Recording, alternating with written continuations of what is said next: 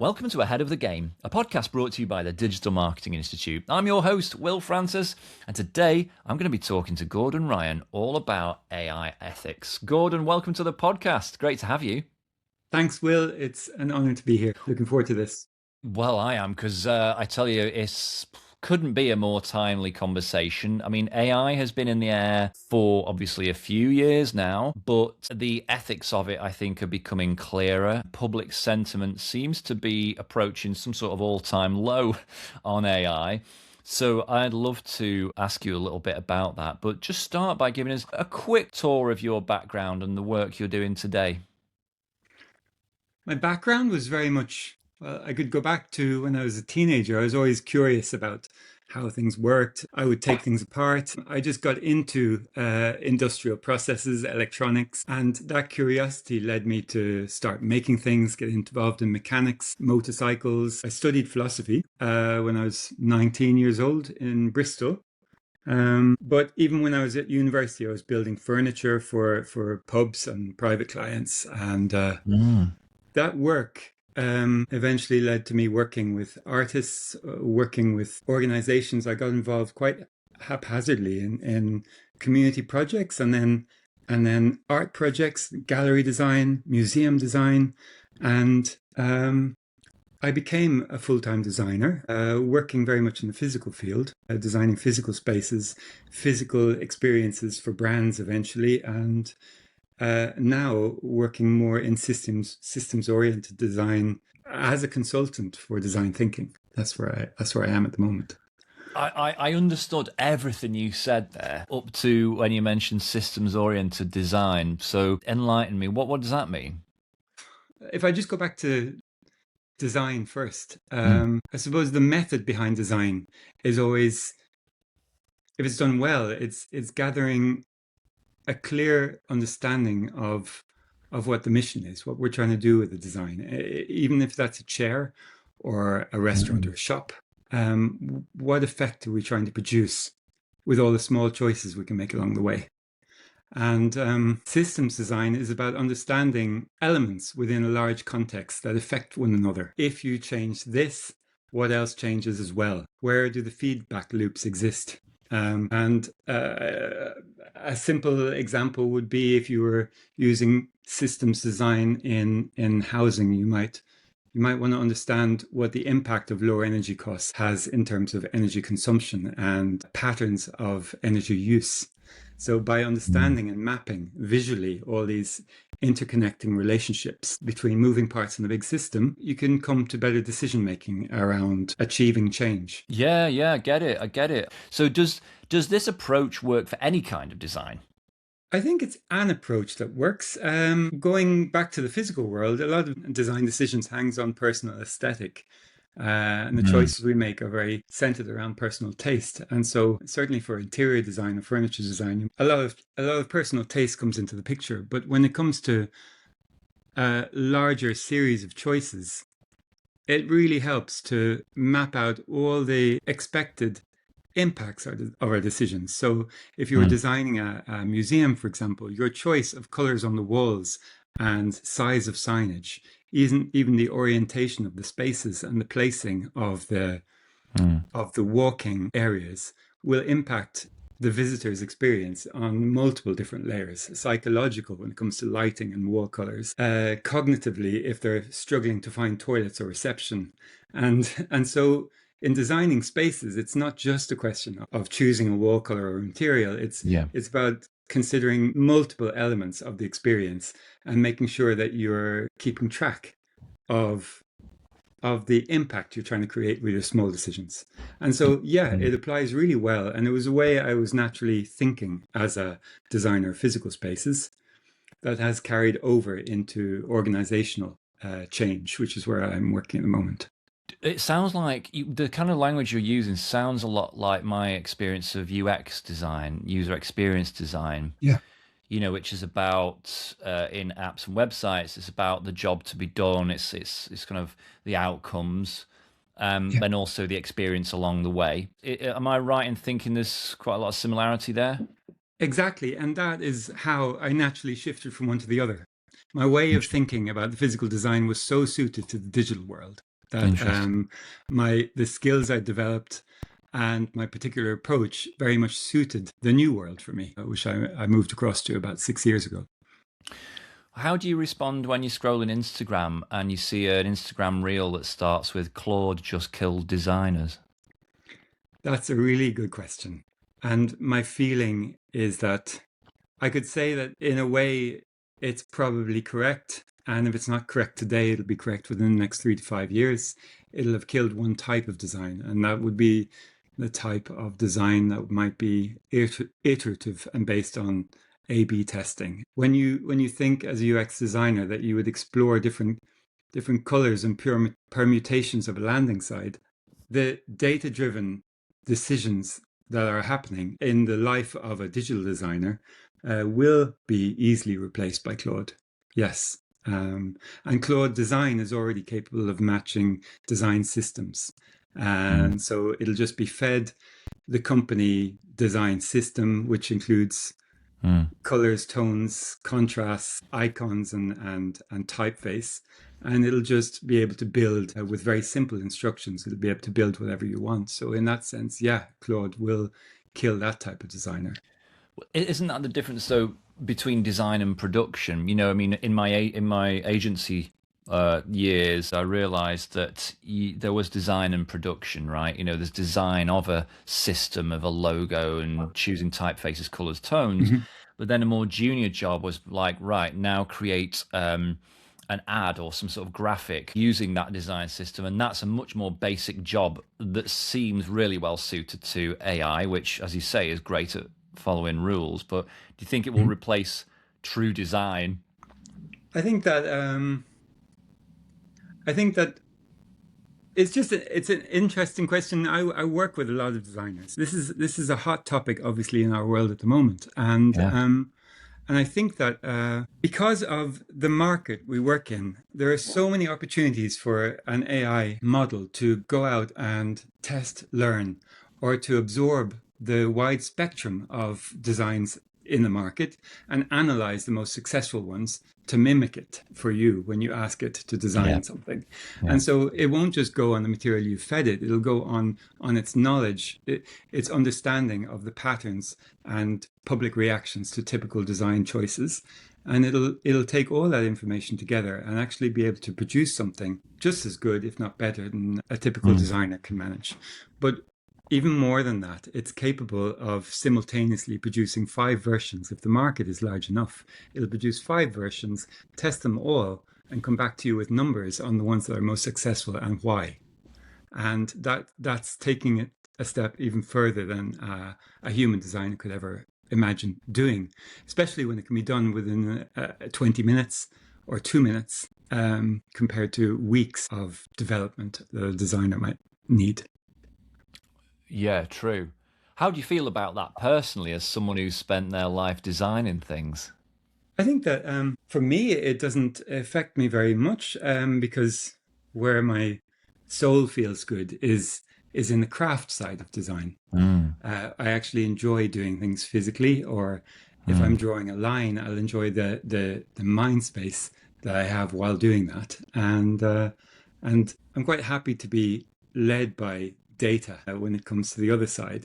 But mm. also, what I've realized in my work is what I personally enjoy doing is being with people. So I like steering processes, gathering people for discussion and collaborative goal setting, which will be the beginning and start point for the design that has to happen. And so it's personally not affecting me very much yet, but I also know that that's a temporary state, that my own days are numbered. So I just kind of accept that that is the way.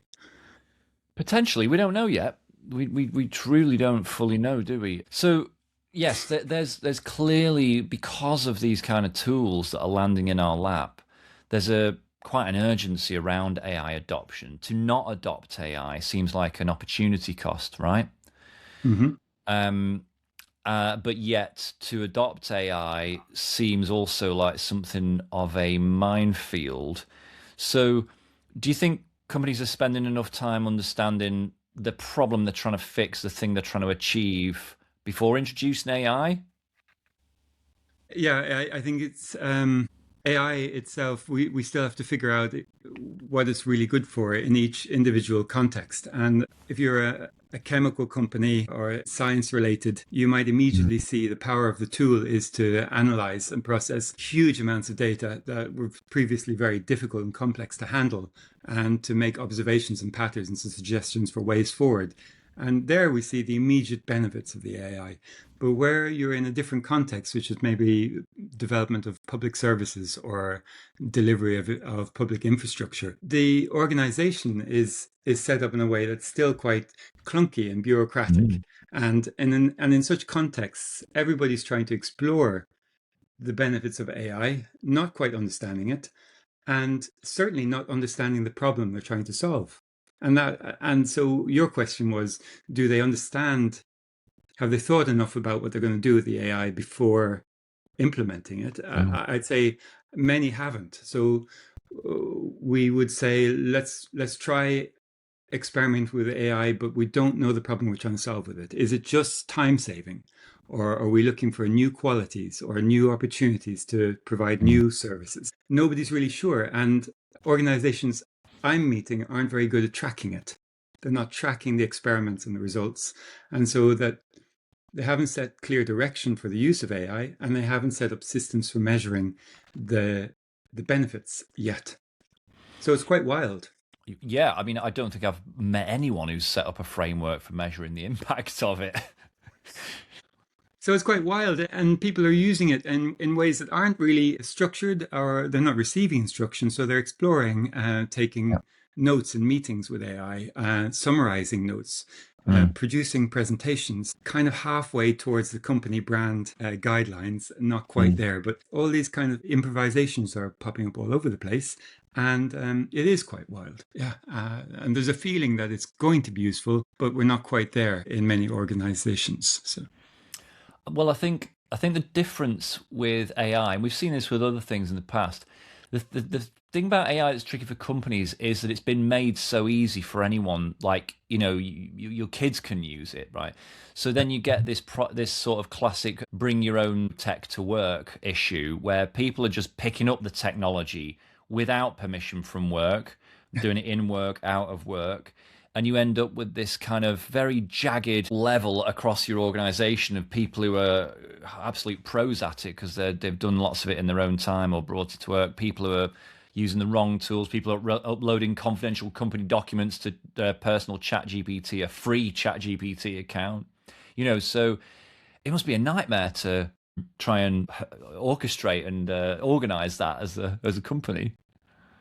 Absolutely. And I work for a company that we're 3,000 here in Norway, 55,000 internationally. And Wow.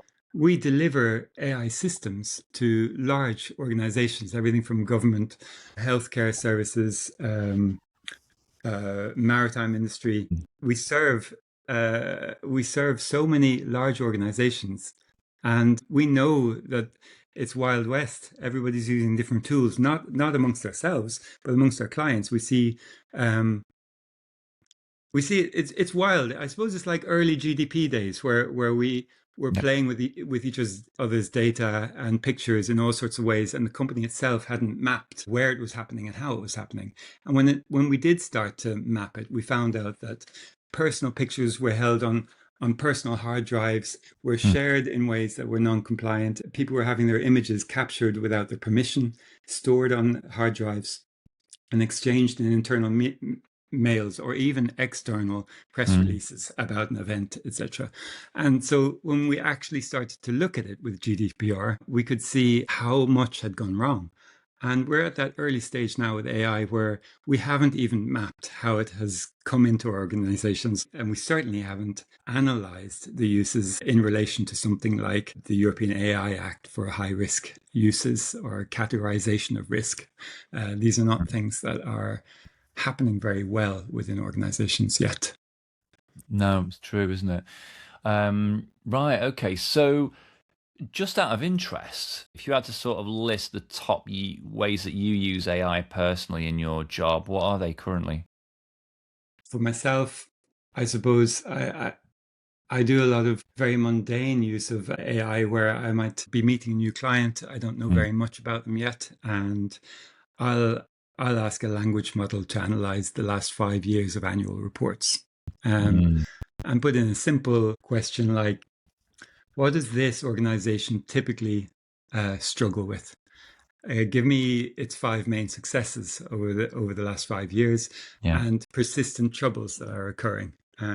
And then that will save me 2 days of work reading through. Each report is about 80 pages. There are charts, there are all sorts, and it provides me with an amazing overview. Then I'll read its last annual report and double check that what I've received from the language model matches what the most recent report is talking about. And it gives me a very fast understanding of that organization.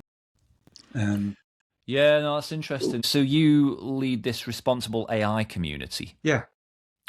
Tell me a little bit about that.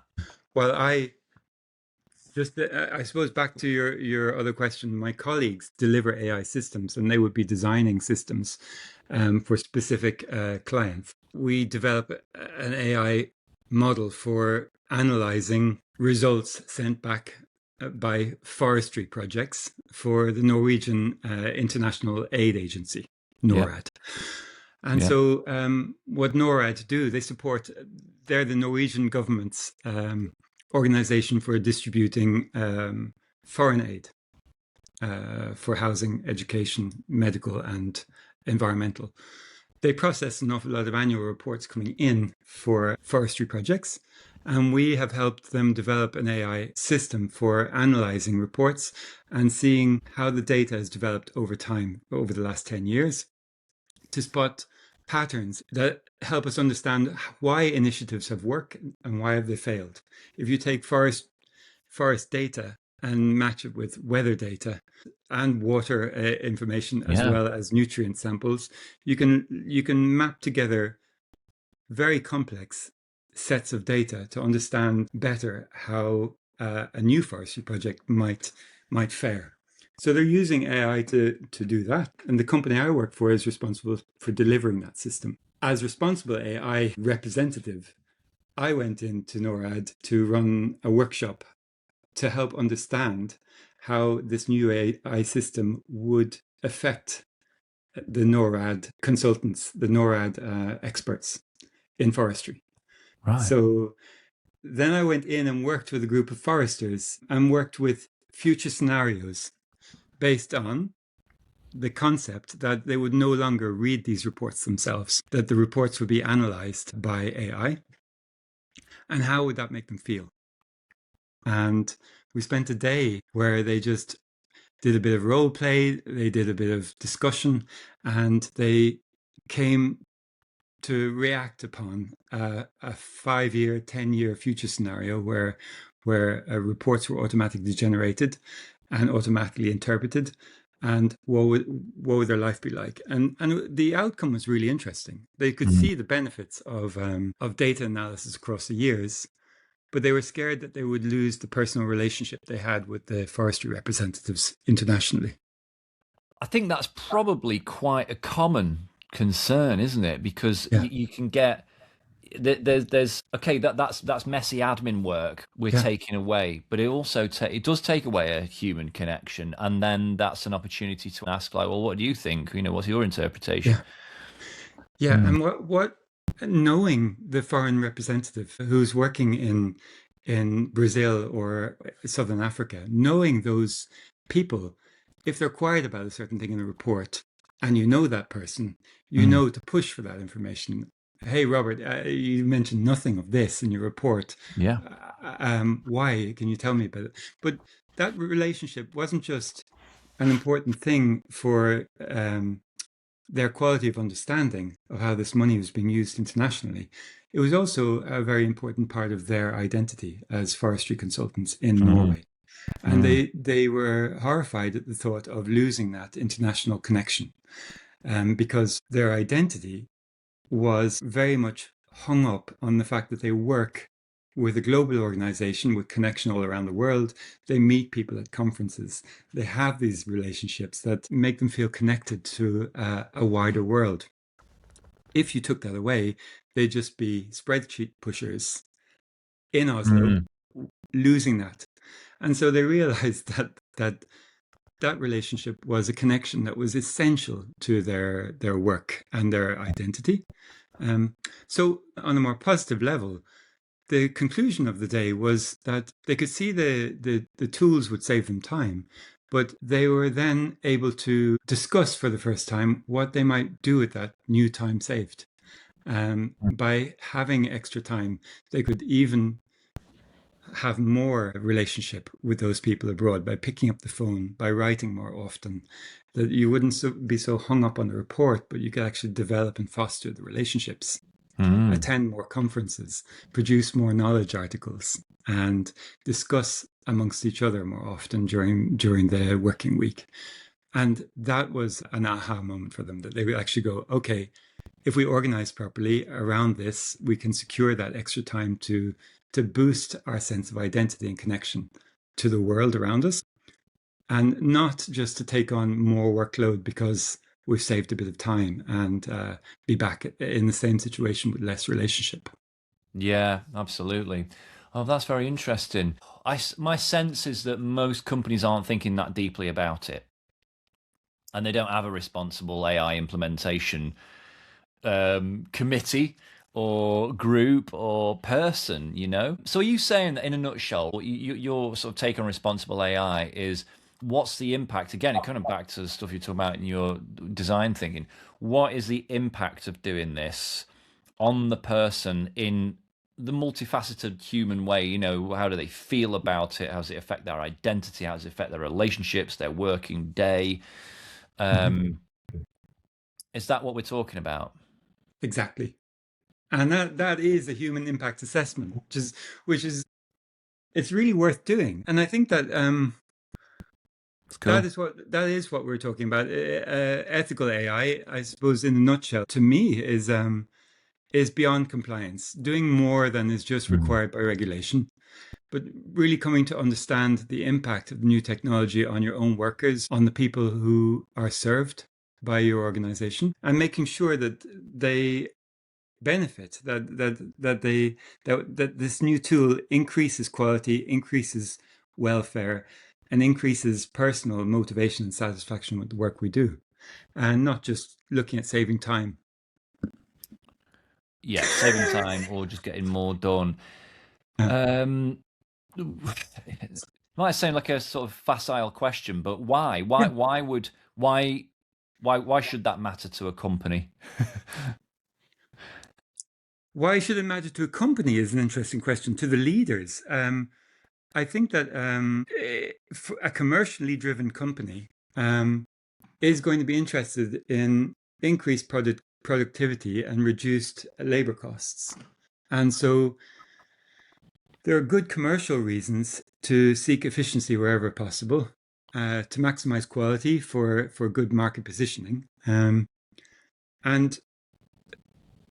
with AI, unfortunately, that's a race to the bottom, as they say, where more and more capability is Mm. is landing on fewer and fewer people, higher earnings to fewer and fewer people, and job loss. And so, if you just take the idea, just theoretical idea that AI will do anything that anybody, if Mm. you spend all day working on a screen, Mm. your job is in danger over the next 3 to 8 years. And Yeah. if 8 years is wrong, 12 years is right. Whatever, it's going to happen.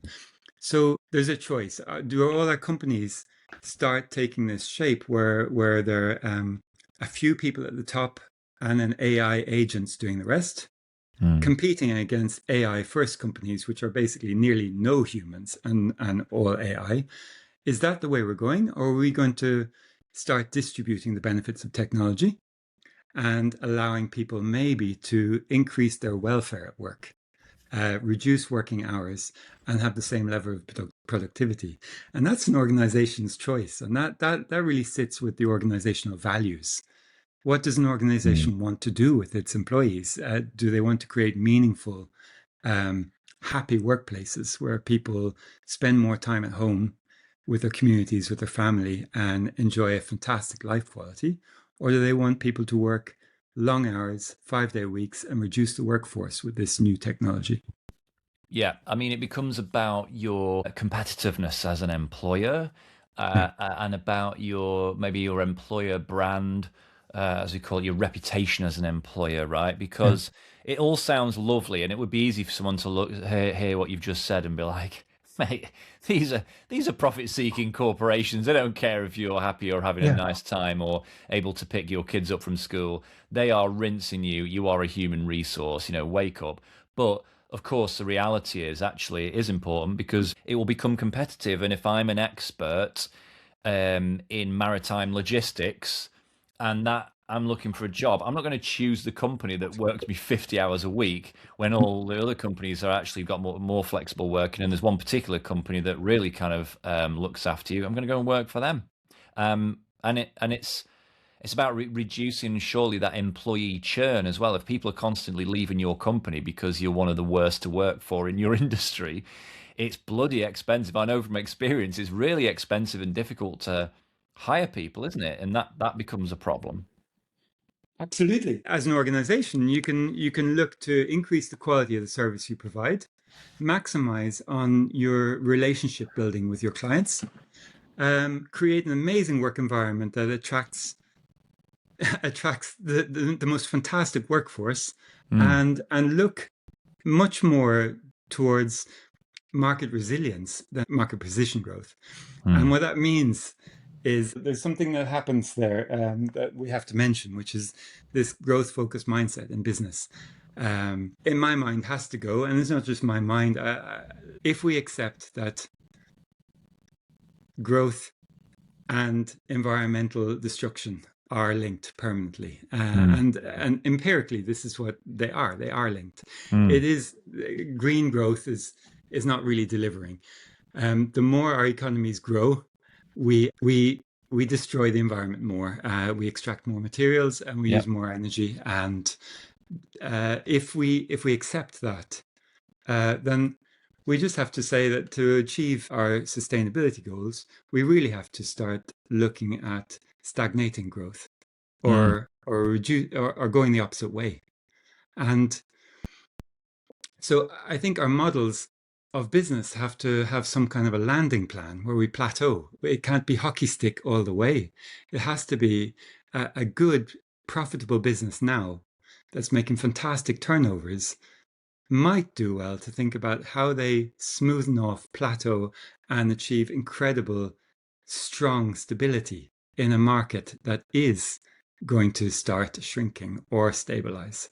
And to mm. be always promising growth to shareholders is a dangerous game in today's world, where continuous growth can't happen without causing enormous, irreversible ecological destruction. It's yeah, that makes absolute sense. I suppose that what's interesting, you talk about that as if shrinking markets in a lot of markets might be inevitable because of AI. And so Mhm. rather than you focusing on hypothetical dreamland growth, which is at some point going to be that plateau is going to be forced on you, why don't you prepare for the plateau, plan the plateau? And then Yes. you're the one that's going to actually make that work rather than the ones who didn't have a, like you say, a landing plan. It was just like keep flying higher, and before they know it, they've nosedived into the ground. And I'm imagining, yeah, absolutely, plan the landing instead of crashing. And I think that, who is the CEO who can stand up and say, look, we're not going to go for any growth this year. We're going to focus on quality and retention and our environmental goals. It just doesn't go down very well. So I see also, Mm. I am a realist. I see that that's difficult. And at the One day same that'll time, probably happen. It'll probably be far too late, but one day that'll happen and it'll be a big news story. yeah, and I think the reason that this is relevant within the AI context is that I suppose the introduction of AI into all our workflows allows us to immediately talk about rapid growth in productivity, Mm, uh, reduce costs. So we might kind of look at increasing sales while reducing costs, and that's looking fantastic. And Mm. so we have these dreams of incredible growth and success, but I fear that they would be short-lived. 2 or 3 years window of doing business like we do today, Yeah. accelerated, and then we find out that actually it's not sustainable. Well, that's true. Yeah. Yeah. I think that's really interesting. As well as I do think a lot of markets are, I don't know, seem to be headed for some sort of saturation or likely to be impacted by AI. But we will have to see. It's going to be an interesting few years, that's for sure. Um, so would you say, in you work a lot with technology. Just talking about all this, I'm trying to work out: are you an optimist, or are you skeptical about technology? A pessimist, perhaps? I suppose I'm a healthy skeptic, and what I love is appropriate use of technology, looking at opportunities to really deliver value with technology. And so when working with the health sector, for example, I see that we can use technology to create seamless service across multiple stages in people's lives, from birth through their education and personal development, Mm. all the way through illnesses or pregnancy and family, to getting older, moving into homes, and different care treatments throughout their life. And so technology allows us to develop really efficient systems to carry people's data and our understanding of their needs all the way through their lives, and make it a really more positive experience for the individual. I see all these amazing possibilities, and at the same time, I don't get too excited. I don't think AI is going to save us. I think that AI is going to accelerate what we do, and that's no question about it. It'll accelerate and amplify what we do. And the question is, am I happy with what we're doing or not? We are in the middle of an environmental crisis and a global equality crisis. And to distract ourselves from that would be disturbing. So we know what we have to do, and we don't need AI to do it. I asked AI actually how to solve the environmental crisis. And I've asked it a few times over the last few years. And Copilot yesterday, do you want its answer really in a nutshell? We need global progressive taxation. We need massive green infrastructure investment.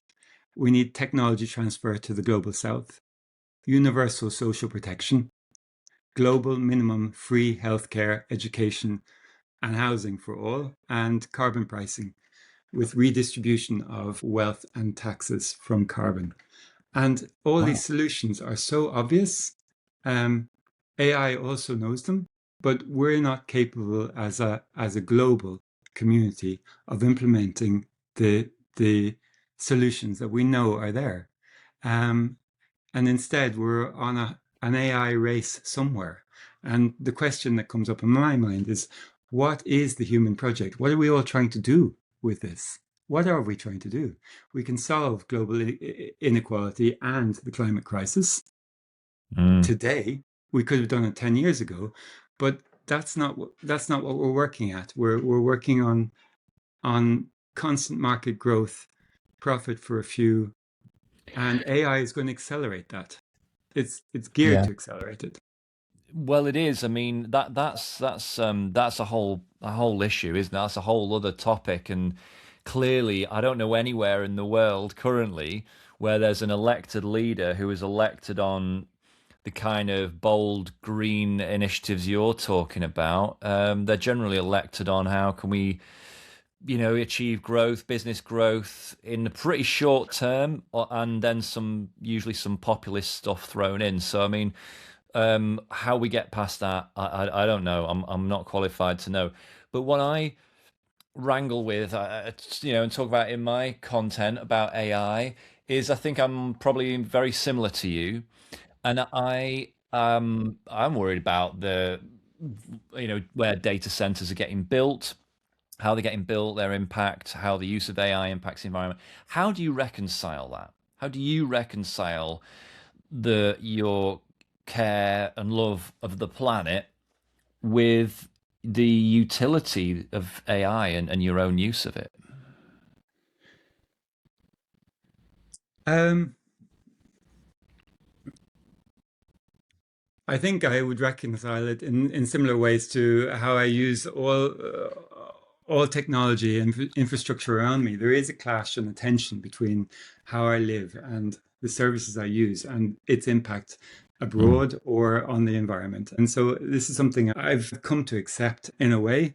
mm, Um, and and I don't see AI as being very different to it, except for the fact that I think what's very interesting about AI and its potential to displace a lot of the workforce and really disrupt our economic system is it's going to encourage us to ask serious questions about what yeah, it is we're doing. And back yeah, to this kind of ethical AI, which is the topic of this today's conversation.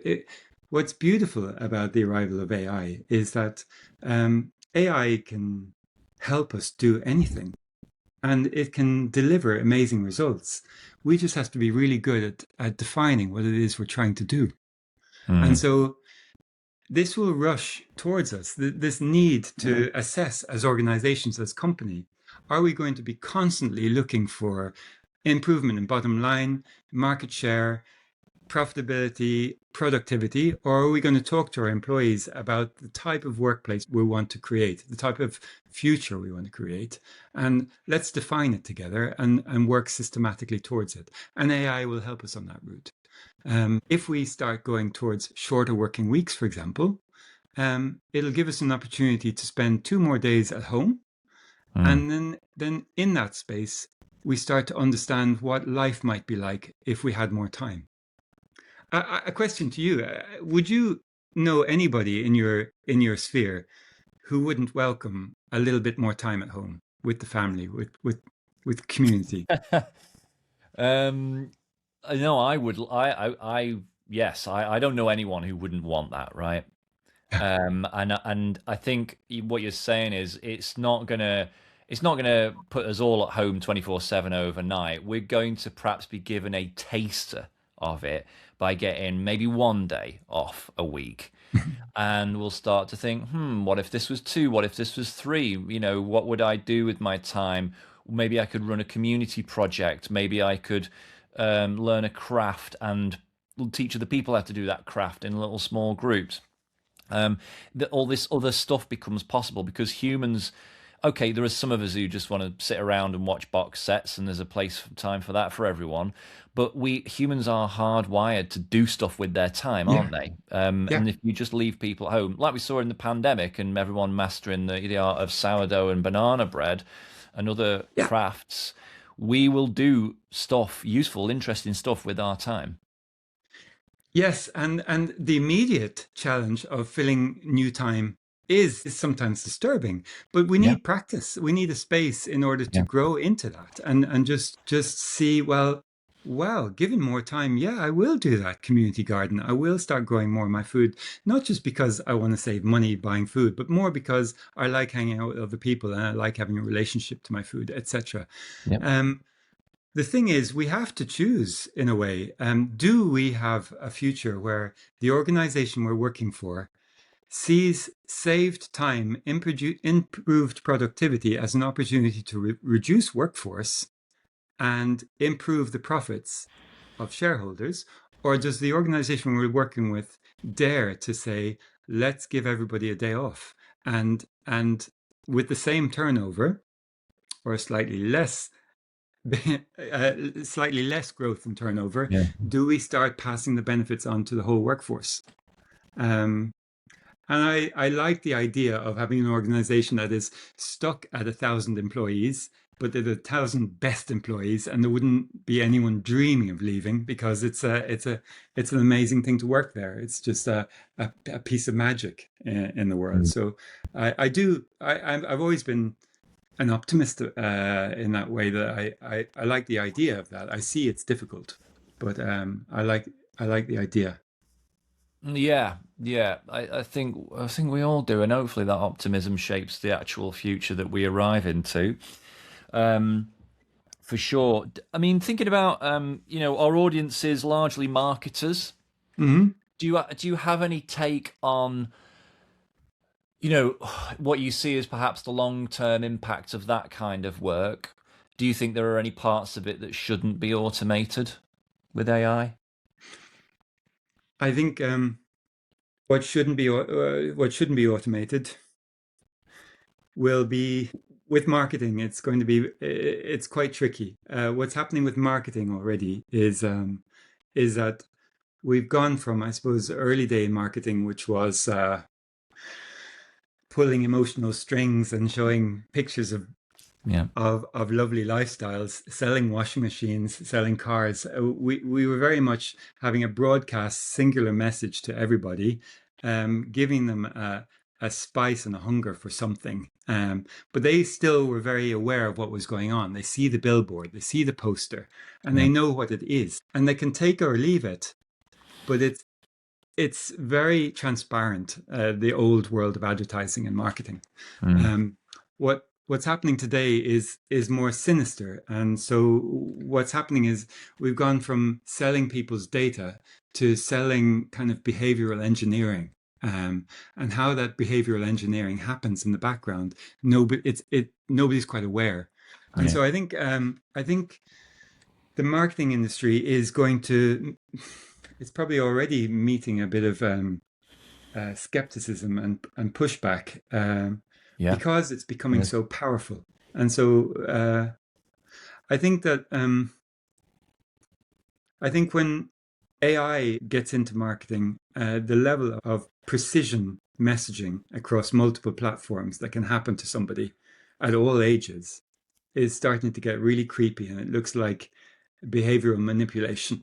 And so when you're involved in marketing, it's interesting to ask the question: am I being manipulative in ways that the buyer is completely unaware of? And if they knew about it, would it freak them out? Uh, and you're probably in a territory there that should arouse some kind of a moral qualm, a kind of shame. But if you're being clear about what's happening, which is this is what I'm doing, and this is how I came to know this about you, Gordon, well, then of course that's more transparent, and it sits well with me, and probably should sit well with most people. Um, Well, we are very much, yeah, we're very much in that world already, aren't we? Where yeah, we don't really know why we see the things we see. yeah, We don't know what these algorithms and systems know about us. hmm And that is driven by AI. The targeting, a lot of ads now, well, a lot of paid advertising people, are not using much of the targeting, like male 35 to 45, lives in Oslo. They just let the algorithm sort it out, yeah, because the algorithm is far more, well, obviously far more well equipped to see who is a likely buyer of this thing, or someone who would be interested in this thing. And so you're right, it's not very transparent, and that is an effect of AI directly. Yeah, AI is capable of taking on the work task of, instead of going from understanding the general audience and the sectoring of the audience, we were able to predict individual behavior, and that is bought and sold. That prediction is bought Mm. and sold. So yeah, like I might buy a pair of Nike trainers, and I don't actually know how I came to buying it. But in the background, it's been a whole story of me being profiled via my Instagram that found out that I also use Strava, and that my runs have Yeah. increased, and it looks like I'm planning for 10K. And in fact, my Instagram, I've looked at quite a few 10K advices, and then Meta knows suddenly that I'm warming up to a Mm. serious run, and that's when that information can be sold on, and I might get a little message and a an advert that says, "Are you thinking of your next 10K? Here are the shoes you need." And I don't know how that showed up. But then, furthermore, the experimentation happens where I'm seeing the same shoe in different colors, different models, different price tags. And it's starting to understand what I'm ready to spend on a shoe and what shoe I like most. And then out of the blue, on a completely different channel, I'll actually get the sale message, the buying opportunity. Yeah. And and that pathway, when it's mixed, like in the near future, we can expect street signs, which are mostly becoming digital, to update according to my needs. My physical reality might change Mm. because it's all connected. So I walk past the bus stop and I see Nike trainers. You walk past it and you see a gravel bike. And our physical environment, and then I think marketing is gone fully creepy. Well, And that was so, depicted in Minority Report 25 years yeah, ago, yeah. wasn't it? So I don't want to pass off marketing as bad at all. It's not about that, and I hope that it doesn't come across. Marketing is a way of messaging about product. We do all need products and services. So I think the bigger question is: are we making our customers aware of the journey we've taken to the sale? Um, are we okay with that? Are we all okay with how that's working? Um, that's the question I would raise. True. Look, marketing's about persuasion, and Mhm. persuasion is never very far from manipulation. And we that marketing responsibly is something we all have to think about. And so yeah, we it's one of those industries where I never blame people for being negative about it. I'm negative about it plenty as well, and I understand why. But there are good ways to do it. You know, it's interesting. Well, look, I've learned a lot. It's been a really interesting chat. Before you go, have you got a few tips and thoughts on how I can more mindfully, responsibly use AI in my own life and work? I think um, I think I'll answer a slightly different question, but I'll keep it within that frame. I think as individuals, we as an organization and the individuals within our organization are starting to ask ourselves about our own identity and what it is we love about our work and what it is we would hate to let go to the AI.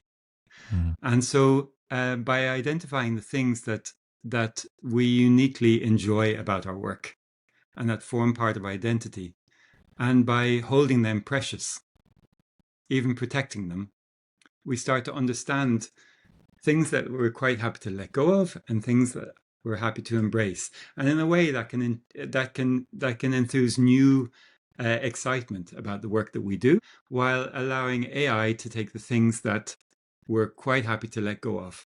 So the automated, mundane, routine tasks, or Mm. the time-consuming, inverted commas, boring aspects of our work. So I think that the tip is that reflection.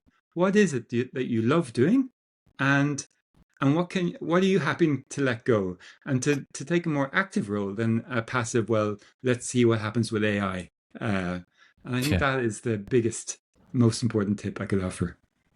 Great. Look, that's so thought provoking and interesting. I hope that's been, I would think that's been a good bit of brain food for our audience. Really appreciate it. Just to remind people where they can find and connect with you online. I'm on LinkedIn. I work for Sopra Steria, and please do reach out to me on LinkedIn. Will do. Well, Gordon, thank you so much again for your time. Hope to chat to you again soon. Thanks. That'll be great. Thanks, Will.